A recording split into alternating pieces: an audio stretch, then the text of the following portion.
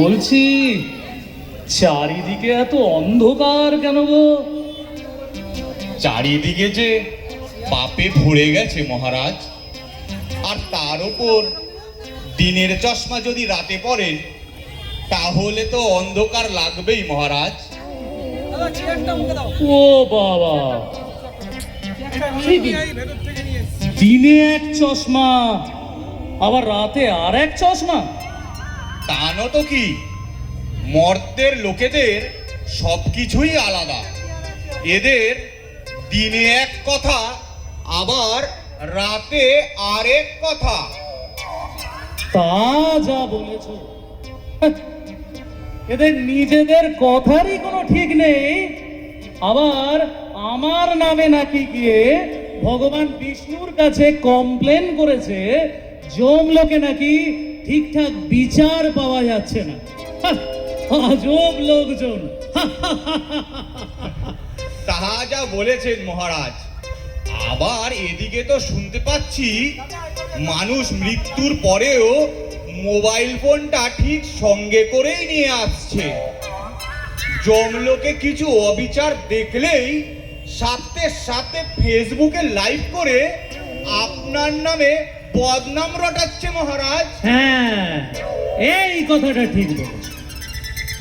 বুঝলে চিত্রগুপ্ত, এই বিষয়টা না ভগবান শ্রী বিষ্ণুর কাছে কমপ্লেন করে এটা একটা বিহিত না করলে আর হচ্ছে না। তা যা বলেছেন মহারাজ, ভগবান শ্রী বিষ্ণু আপনার কথা নিশ্চয়ই শুনবেন। তা আজকের সভা শুরু করা যাক। হ্যাঁ, আর দেরি করে লাভ নেই। আচ্ছা, বলছিলাম আজকে সকাল থেকে যারা যারা টপকেছে তাদের লিস্টটা রেডি করেছো? একদম মহারাজ, একদম। এইবার শুধু একে একে তাদের ডাকলেই হয়। ঠিক আছে, তাহলে আর দেরি করে লাভ নেই, তাহলে সভা শুরু করা যাক। প্রহরী, তুমি প্রথম মৃত ব্যক্তি রঘুচোরকে হাজির করো। রঘুচোর হাজির হও।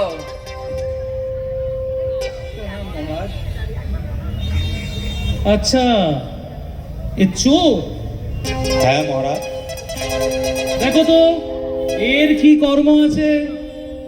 মহারাজ, এ বেটা সারা জীবনে বহুবার চুরি, ছিনতাই, এমনকি একবার ব্যাংক ডাকাতিও করেছে। বহুবার জেল খাটা সত্ত্বেও এ চোর শুধরায়নি, সে কাজ সে ছাড়েনি মহারাজ। আচ্ছা, তুমি তো মহাপাপী। এর জন্য তোমার কঠিন শাস্তি হবে। নোট করো চিত্রগুপ্ত। হ্যাঁ মহারাজ। তোমাকে কুম্ভীপাক নরকে পাঠানো হবে। সেখানে যমদূতেরা প্রতিনিয়ত তোমাকে গরম তেলে ভাজবে। তখন বুঝবে এই মহাপাপের শাস্তি কত কঠিন। নোট করো, নোট করো চিত্রগুপ্ত। এ কেমন বিচার মহারাজ? আমাদের মর্তলোকে তো কোর্ট আছে, যেখানে অভিযুক্তরা অন্তত নিজের বক্তব্য পেশ করার সুযোগ পায়, কি তারপর দোষী প্রমাণিত হলেই তার শাস্তি নির্ধারণ হয়। কিন্তু এখানে তো দেখছি মহারাজ এসবের কোনো বালাই নেই। তার উপর জমলোকের যে ব্যাপারে শুনেছিলাম যে এখানে নাকি অনেক অরাজকতা চলছে, তা তো দেখছি মহারাজ একদম সত্য। দাঁড়ান, আমি পুরো ব্যাপারটাকে ফেসবুকে এক্ষুনি ভাইরাল। আবার ওসব ফেসবুক কেন? আহা, তোমার যদি কিছু বলার থাকে তাহলে তুমি বলতে পারো। ওসব ফেসবুক করতে হবে না। বাবা বলছি কি আর বলবো মহারাজ, এই আপনার বুড়ো লোক চিত্রগুপ্ত আমার নামে আমি যা সারা জীবন খারাপ খারাপ কাণ্ড করেছি তাই শুধু লিখে গেছে। আর আমি এ কাজ কেন বাধ্য হয়ে করেছি মহারাজ তা তো লেখেনি। এই বুড়ো চিত্রগুপ্ত ওই ফোঁটা খাগের কলম দিয়ে আর কত কি লিখবে মহারাজ? তাই আমার নামে শর্টকাটে যা পেরেছে তাই লিখেছে। এইবার বুঝেছি মহারাজ, এতে আপনার কোনো দোষ নেই, যত দোষ এই চিত্রগুপ্তর। কারণ আপনাকে যে ডেটা দিয়েছে আমার নামে সেখানেই তো সব গন্ডগোল। আহা, তুমি রাগ করছো কেন? ঠিক আছে বুঝেছি। তোমার যদি কোনো আর কিছু বলার থাকে তুমি বলতে পারো, শুধু শুধু রাগ করো না বাবা, রাগ করো না, বলো বলো। মহারাজ, আমার জন্ম বড় গরিব পরিবারে, তার উপর মা বাবার কঠিন ব্যাধির চিকিৎসা করতে করতে ঘর বাড়ি খুয়ে নিঃস্ব হল। মা বাবা ছেলে মেয়ে তাদের খাওয়াবো কি, সংসার কি করে চালাবো? তার উপরে মা বাবার ওষুধের খরচা টানা বড় দায়। জীবনে আর কোনো যখন বেঁচে থাকার পথ খুঁজে পেলাম না মহারাজ, তখনই আর কি ওই বড় লোকদের থেকে টাকা চুরি চেন ছিনতাই সেগুলোকেই আর কি একটা সাইড বিজনেস বানিয়ে ফেললাম আর কি মহারাজ। আচ্ছা, বুঝলে চিত্রগুপ্ত, এর কাহিনীটা না খুব ইমোশনাল। তুমি বরঞ্চ একটা কাজ করো, তুমি এর কেসটা আপাতত পেন্ডিং রাখো। তুমি বরঞ্চ এর পরের যে আছে তাকে ডাকার ব্যবস্থা করো। যথাজ্ঞা মহারাজ। এই বেটা রঘুচোর, তুমি তুমি সাইডে এসে দাঁড়াও। যথা প্রহরী, আরে এই কালা প্রহরী, তুমি পরের মৃত ব্যক্তি ডাক্তার ভগবান দাসকে হাজির করো। ডাক্তার ভগবান দাস, হাজির হও। প্রণাম মহারাজ। প্রণাম মহারাজ। আচ্ছা, এ আবার ডাক্তার? দেখি চিত্রগুপ্ত, এর কি কর্ম তোমার খাতায় নোট করা আছে, বলো দেখি। আজ্ঞে মহারাজ, এই ব্যক্তি ছিলেন একজন স্বনামধন্য ডাক্তার, তবে নিরুপায়, অসহায় এবং গরিব মানুষদেরকে চিকিৎসার নামে দামি দামি ওষুধ এবং অযথা স্বাস্থ্য পরীক্ষার নামে বহু অর্থ সে অসৎ পথে উপার্জন করেছেন মহারাজ। আচ্ছা, এ তো মহাপাপী। তুমি যে পাপ করেছো তার জন্য তোমারও কঠিন শাস্তি হবে। নোট করো চিত্রগুপ্ত, মহারাজ, তোমাকে অন্ধকূপ নরকে পাঠানো হবে। সেখানে অন্ধকার গুহায় ভয়ঙ্কর কীট পতঙ্গরা প্রতিনিয়ত তোমার রক্ত চুষে খাবে। তখন তুমি বুঝতে পারবে তুমি কত বড় পাপ করেছো। তবে তোমারও যদি কোনো বক্তব্য থাকে, সে বক্তব্যটা তুমি আমায় বলতে পারো, তাহলে আমি পুনরায় বিচার করে দেখতে পারি। আছে মহারাজ। মহারাজ, আমি এক খুব সাধারণ পরিবারের ছেলে, তাই বহু টাকা চড়া সুদের লোন নিয়ে ডাক্তারি পড়েছিলাম। যখন আমার প্রয়োজন ছিল তখন কেউ পাশে এসে দাঁড়ায়নি আমার। তাই আমি আজ এই গরিব অসহায় মানুষগুলোর কথা কেন ভাববো বলুন তো? পুরো পৃথিবীর হেলথ কেয়ার সিস্টেমটাই সেবা থেকে সরে গিয়ে ব্যবসায় পরিণত হয়েছে, তা আমরা সকলেই জানি। তাই পুরো সিস্টেমের সাথে পা মিলিয়ে না চললে আমাকে যে পিছিয়ে পড়তে হতো মহারাজ। চিত্রগুপ্ত, এর কথার মধ্যেও যথেষ্ট যুক্তি আছে। ঠিক আছে, তুমি একটা কাজ করো, এর কেসটাও আপাতত পেন্ডিং রাখো। তুমি বরঞ্চ এর পরের যে ব্যক্তি তাকে ডাকার ব্যবস্থা করো। যথাজ্ঞা মহারাজ। মহাশয়, আপনি এবার সাইডে এসে দাঁড়ান। প্রহরী, তুমি পরের মৃত ব্যক্তি অধ্যাপক মদন মোহনকে হাজির করো। অধ্যাপক মদন মোহন, হাজির হও।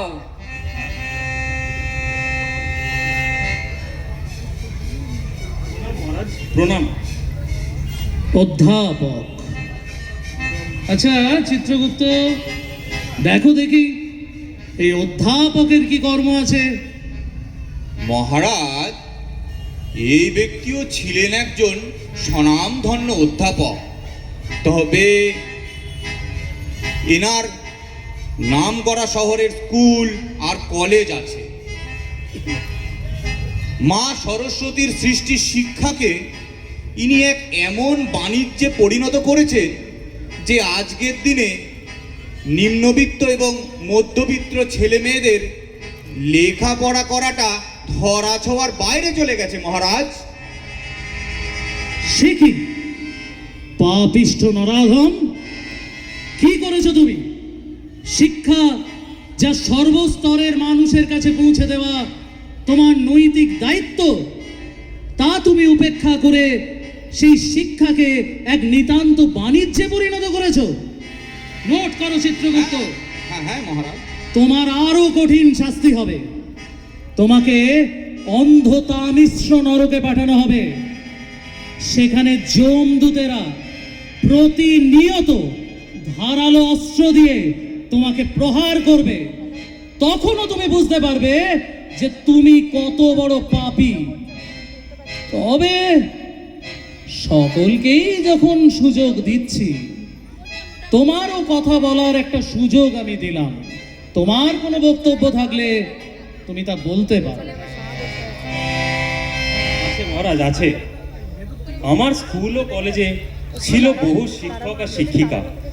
এত লোকের বেতন, আরো কত খরচ। যদি একটু ফিস হাই না রাখি তাহলে ব্যবসায় লাভ হবে কি করে? আমার প্রতিষ্ঠানে ফিসটা একটু হাই, কিন্তু কোয়ালিটি এডুকেশনে আমি কোনোদিন কম্প্রোমাইজ করিনি।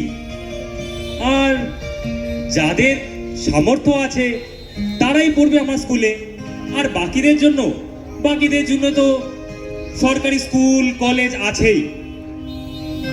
আর মহারাজ, সকল স্তরের মানুষের কাছে কোয়ালিটি এডুকেশন পৌঁছে দেওয়া, সেটা কি সরকারে যারা বসে আছে তাদের দায়িত্ব নয় কি? সেটাও কি আমারই দায়িত্ব? তা যা বলেছ, বুঝলে চিত্রগুপ্ত, এর বিষয়টাও যথেষ্ট কন্ট্রোভার্সিয়াল। তুমি বরঞ্চ একটা কাজ করো, এর কেসটাও আপাতত পেন্ডিং রাখো। তুমি বরঞ্চ এর পরের ব্যক্তিকে ডাকার ব্যবস্থা করো। মহাশয়, আপনিও সাইডে এসে দাঁড়ান। প্রহরী, তুমি শেষ এবং চতুর্থ মৃত ব্যক্তি শিক্ষামন্ত্রী স্বার্থ সিদ্ধি ভূঁইয়াকে হাজির করো। শিক্ষামন্ত্রী স্বার্থ সিদ্ধি ভূঁইয়া হাজির হও।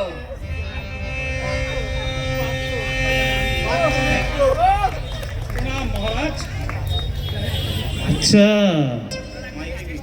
মন্ত্রী। তাহলে চিত্রগুপ্ত, দেখো তো এই মন্ত্রীর কি কর্ম আছে। মহারাজ, এই সেই শিক্ষামন্ত্রী যার আমলে যোগ্য শিক্ষকেরা চাকরি পাওয়া থেকে বঞ্চিত হয়েছে এবং তার জায়গায় অযোগ্য ব্যক্তিরা সেফারিশ কিংবা অর্থের বিনিময়ে চাকরি পেয়েছে মহারাজ। আচ্ছা, এই তাহলে মর্তলোকের সেই ভয়ঙ্কর মন্ত্রী। বুঝলাম, তুমি মহাপাপী। তুমি যে পাপ করেছো তার জন্য তোমাকে কাল সূত্র নরকে পাঠানো হবে। নোট করো চিত্রগুপ্ত, হ্যাঁ মহারাজ। তোমার সব থেকে ভয়ঙ্কর শাস্তি হবে। এই কাল সূত্র নরকে যমদূতেরা তোমাকে প্রতিনিয়ত আগুনে পোড়াবে, আর তার মধ্যে আসবে আকাশ থেকে প্রখর সূর্যের তাপ। জল তেষ্টায় গলার ছাতি ফেটে গেলেও এক বর্ণবিন্দু জল তোমাকে দেওয়া হবে না। তখন বুঝবে মানুষের ক্ষতি করে স্বার্থ সিদ্ধি করলে তার ফল কত ভয়ানক হতে পারে। তবে যখন সবাইকেই সুযোগ দিয়েছে, তখন তোমাকেও আমি সুযোগ দেব। তোমারও যদি কোনো বক্তব্য থাকে তুমি বলতে পারো। মহারাজ, রাজনীতি এমন একটা বিষয়, এখানে আপনি যতই ভালো কাজ করুন না কেন মানুষ বেশি দিন মনে রাখে না। সামান্য একটা ত্রুটি পেলে সেটাকে কেন্দ্র করে কি করে বদনাম করা যায় তা এরা ভালোই জানে। এই সবই বিরোধীদের চক্রান্ত মহারাজ। তবে মার্জনা করবেন মহারাজ, আপনার এই লোক চিত্রগুপ্ত যেভাবে আমার বিষয়ে নেগেটিভ জিনিস লিখে রেখেছে তা দেখে মনে হচ্ছে এখানেও বিরোধীদের কোনো চক্রান্ত আছে। আমি কোনো বিরোধী পানি করি না বলে দিল। তুমি শান্ত শান্ত। দেখেছেন মহারাজ কিরাম ভাবে জ্বলে উঠলো। উনি যে বিষয়ে কথা বলছেন তা এখন আদালতে বিচারাধীন। এর কোনো ফয়সালা হয়নি, তাই এ বিষয়ে কোর্টের বাইরে এর থেকে বেশি আমি আর কিছু বলবো না। তবে আপনার কাছে একটা নিবেদন, ওই কোর্টের হিয়ারিং এর ডেটগুলোতে যদি একটু মরতে গিয়ে যাওয়ার ছাড়পত্রটা দেন তাহলে খুব কৃতজ্ঞ থাকি। বাবা, শোনো চিত্রগুপ্ত, এর বিষয়টাও খুব গম্ভীর, একটু গভীরভাবে ভেবে দেখতে হবে। তুমি বরঞ্চ এর কেসটাও আপাতত পেন্ডিং রাখো। যথাজ্ঞা মহারাজ। মহাশয়, মহান আপনি শিক্ষামন্ত্রী, আপনি এসে সাইডে দাঁড়ান।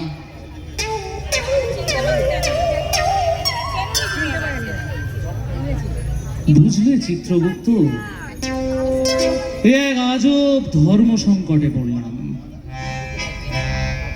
মর্তের এই লোকগুলোকে কি করে সুবিচার দেওয়া যায় বলো তো? আজ আমি তো এক অদ্ভুত সংকটে।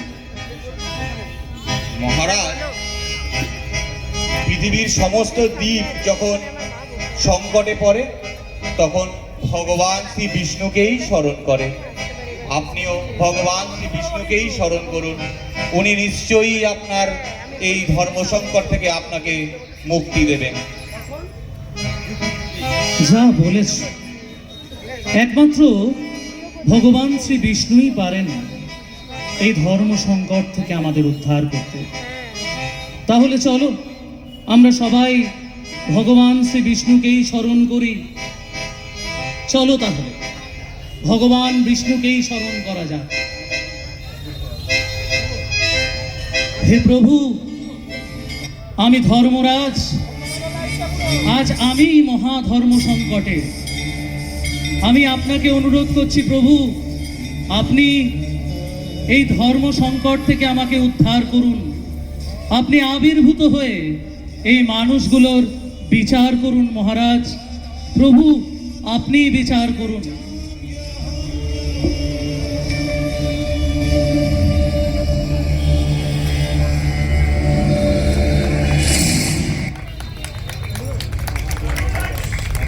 সকলের কল্যাণ হোক। বলো ধর্মরাজ, আজ আমাকে কেন স্মরণ করেছ? প্রভু, আজ আমি ধর্মরাজ নিজেই ধর্ম সংকটে, তাই আপনাকে স্মরণ করা ছাড়া আমার আর কোনো পথই খোলা ছিল না। প্রভু, মর্তের এই মানুষগুলোর এবার আপনিই বিচার করে কাকে কোথায় পাঠানো হবে আপনিই ঠিক করুন। পাপ ও পুণ্য এই শব্দ দুটি যতটা ছোট তার অর্থ ততটাই গভীর। কিন্তু মানুষের মনে চেতনা জাগ্রত না হলে পাপ ও পুণ্যের উপলব্ধি হওয়া কি সম্ভব? বরং পাপ ও পুণ্যের চেয়ে অনেক সহজ এটা নির্ধারণ করা যে কোনটা ন্যায় আর কোনটাই বা অন্যায়। কিন্তু এই যুগের মানুষ এরা অনেক ক্ষেত্রেই অন্যায় জানা সত্ত্বেও কোনো না কোনো অজুহাতকে সামনে রেখে বারংবার অন্যায় করতেই থাকে। আবার নিজের অন্যায়কে ঢাকতে অপরের দোষটাকেই আগে তুলে ধরে। কিন্তু তারা ভুলে যায় এই জন্মে যে জীবন বা কর্মক্ষেত্রটা তারা পেয়েছে তার সাথে কিছু সামাজিক দায়বদ্ধতাও তো থাকে। আজ তোমরা হয়তো ভুলে গিয়েছো, তাই আমি তোমাদের মনে করিয়ে দিতে চাই, তোমাদের এই জন্মের আগে ঠিক এই সভাতেই দাঁড়িয়ে তোমাদের বর্তমান জীবনগুলো আমি নিজেই দান করেছিলাম তোমাদের পূর্ব জন্মের কর্মফল অনুসারে। আর তার সাথে এও আশা রেখেছিলাম, আগের জন্মে যে ভুলগুলি তোমরা করেছিলে এই জন্মে তার উপলব্ধি ও সংশোধন করবে। কিন্তু এই জন্মের বেশিরভাগটাই তো তোমরা শুধুমাত্র ব্যক্তিগত স্বার্থ চরিতার্থ করার জন্যেই বেঁচেছ, আর তাই অপরের ক্ষতিটাও তোমাদের চোখে পড়ে। কিন্তু প্রকৃতির নিয়ম অনুযায়ী যেমন প্রতিটি কর্মের বিপরীত প্রতিক্রিয়া আছে, ঠিক তেমন ভাবে মানুষের এক জন্মের কর্ম দ্বারাই নির্ধারণ হয় তার পরবর্তী জন্ম কেমন হবে। আজ তাই তোমাদের চারজনকে এই জন্মের কর্ম অনুসারে আবার পরবর্তী জন্ম প্রদান করছি। জয় প্রভুর জয়। রঘু, তুমি আগামী জন্মে ডাক্তার হবে। এই জন্মে একটা পরিবার শুধুমাত্র চিকিৎসার কারণে কিভাবে নিঃস্ব হয়ে যায় তা তোমার যে ভালো আর কেই বা উপলব্ধি করেছে। তাই আশা রাখবো আগামী জন্মে ডাক্তার হয়ে এই গরিব ও অসহায় পরিবারগুলোর পাশে তুমি দাঁড়াবে। ধন্যবাদ প্রভু। ডাক্তার, তোমার আগামী জন্মে গরিব ঘরে জন্ম হবে। আশা করব এই জন্মে তুমি যা উপলব্ধি করতে পারোনি তা আগামী জন্মে উপলব্ধি করবে, যে এই অসৎ চিকিৎসা ব্যবস্থার কারণে গরিব ও সাধারণ পরিবারগুলো কতটা ভুক্তভোগী। যথা আজ্ঞা প্রভু। শিক্ষক, তুমি আগামী জন্মে শিক্ষামন্ত্রী হবে। মধ্যবিত্ত ও নিম্নবিত্ত পরিবারের ছেলেমেয়েরাও যাতে ভালো ও উচ্চ শিক্ষা লাভ করতে পারে তা তোমাকেই সুনিশ্চিত করতে হবে। ধন্যবাদ প্রভু।